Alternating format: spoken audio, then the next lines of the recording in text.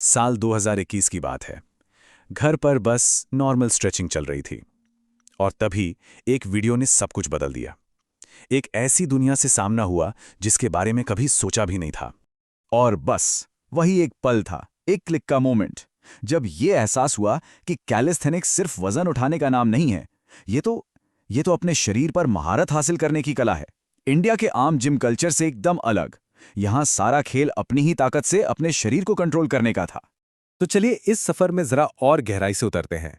शुरुआत में तो हाल ये था कि हैंडस्टैंड शब्द का मतलब तक नहीं पता था, और जल्द ही ये बात भी समझ आ गई कि ज्यादातर कंटेंट क्रिएटर्स का ध्यान सिर्फ जिम वर्कआउट पर ही रहता है। क्यों? क्योंकि व्यूज वहीं से आते हैं। जरा सोचकर देखिए, 7 महीने सिर्फ एक 20 सेकंड के मूव के लिए।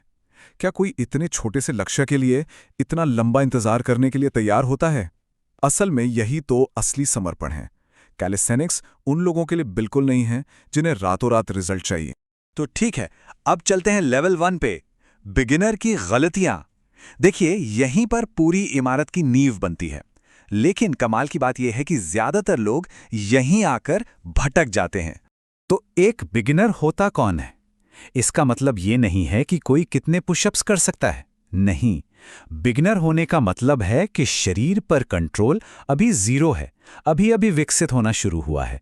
अपनी ताकत का सही सही अंदाजा अभी नहीं है।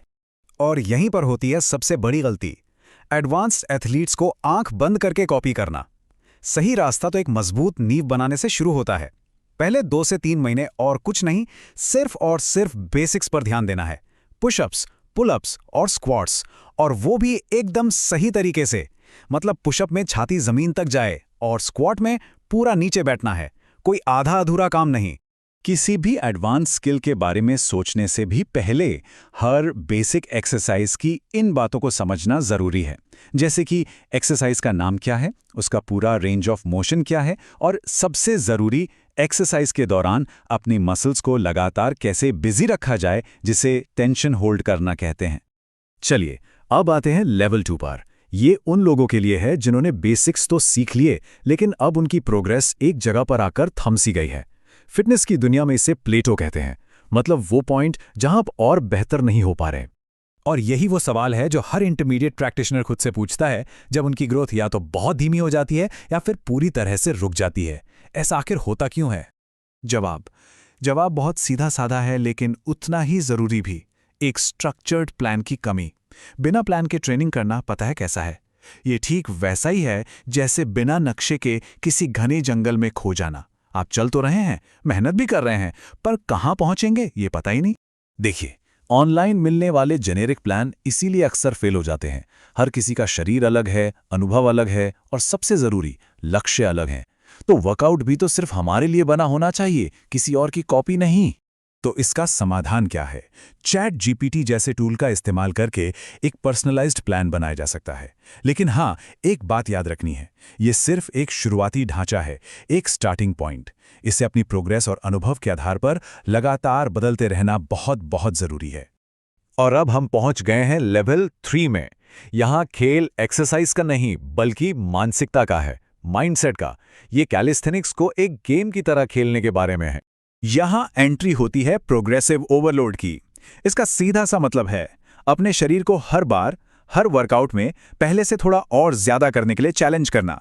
अगर आज 5 पुलअप्स किए हैं तो अगली बार 6 करने की कोशिश करो। अगर 20 सेकंड का होल्ड किया है तो अगली बार 22 सेकंड का लक्ष्य रखो। लगातार ग्रोथ का यही सीक्रेट है। और प्रोग्रेसिव ओवरलोड तभी काम करता है जब अपनी प्रोग्रेस को ट्रैक किया जाए। ये मेरी अपनी कहानी है। मैं हर दिन वर्कआउट कर रहा था, पर कुछ लिख नहीं रहा था, कोई हिसाब नहीं था। नतीजा, मेरी प्रोग्रेस बहुत ही ज्यादा धीमी थी, क्योंकि मैं बस अंधेरे में तीर चला रहा था। एक एडवांस्ड एथलीट सिर्फ वर्कआउट नहीं करता, वो एक जासूस की तरह अपने प्रदर्शन का विश्लेषण करता है।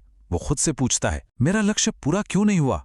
क्या तकनीक में कोई कमी थी? क्या फॉर्म ठीक नहीं था? क्या रिकवरी पूरी नहीं हुई? और फिर वो उस जवाब पर काम करता है। चलिए अब एक बहुत ही जरूरी टॉपिक पर बात करते हैं, जिसे अक्सर लोग नजरअंदाज कर देते हैं, डाइट। और यहां हम एक बिल्कुल रियलिस्टिक, प्रैक्टिकल अप्रोच की बात करेंगे, खास तौर पर उन लोगों के लिए जिनका बजट बहुत ज्यादा नहीं है। ये लाइन ये उस चिंता और तनाव को दिखाती है जो कई बिगिनर्स डाइट को लेकर महसूस करते हैं। और आपको पता है, अक्सर यही तनाव उन्हें वर्कआउट छोड़ने पर मजबूर कर देता है। एक परफेक्ट डाइट का इंतजार मत कीजिए। आज से ही शुरू कीजिए। घर का बना सिंपल खाना, दाल, सब्जी, रोटी, अंडे, पनीर, ये सब आपको शुरुआत करने के लिए काफ़ी ताकत देगा। याद रखिए, लगातार मेहनत करना एक परफेक्ट डाइट प्लान बनाने के इंतजार से कहीं ज़्यादा ज़रूरी है। जब फोकस स्किल्स को अनलॉक करने पर होता है ना, तो ये पूरा सफ़र एक गेम की तरह मज़ेदार बन जाता है।